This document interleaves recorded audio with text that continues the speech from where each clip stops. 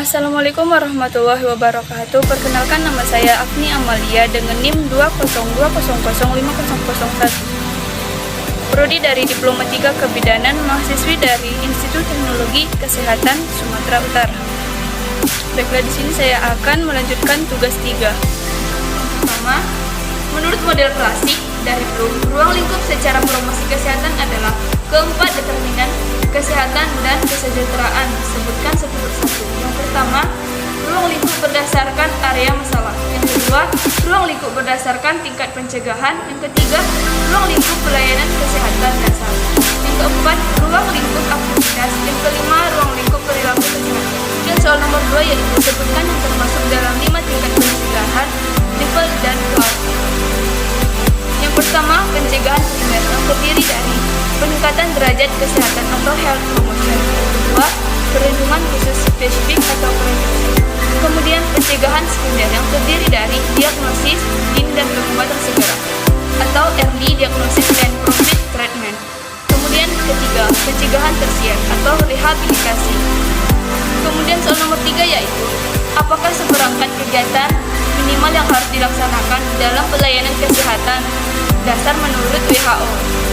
1 yaitu pendidikan kesehatan masyarakat untuk mengenal masalah-masalah kesehatan serta cara-cara untuk mencegah dan menanggulangi. Kedua, peningkatan ketersediaan pangan dan nutrisi. 3, penyediaan air bersih dan kebutuhan sanitasi dasar. 4, pelayanan kesehatan ibu dan anak termasuk KB. 5, imunikasi. 6, pencegahan dan penanggulangan penyakit endemik lokal. 7, pengobatan yang memadai untuk penyakit-penyakit umum dan kecelakaan. 8, penyediaan obat yang esensial. Kemudian soal nomor 4 yaitu sebutkan 3 hal ruang lingkup aktivitas yang lebih operasional merujuk pada definisi yang dikemukakan Green dan Filter serta kerangka Piket dan Proket, yaitu 1, aktivitas pendidikan kesehatan. 2, pembuatan dan pelaksanaan kebijakan peraturan serta upaya organisasi. Ketiga, advokasi. Kemudian soal nomor 5 yaitu sebagai seorang calon bidan profesional yang akan melaksanakan tugas promosi kesehatan, sebutkan minimal 5 subbidang keilmuan yang harus dikuasai. 1, komunikasi. 2, dinamika kelompok. 3, perencanaan dan evaluasi. 4, antropologi kesehatan. 5, permasalahan sosial atau social marketing. 6, pengembangan organisasi.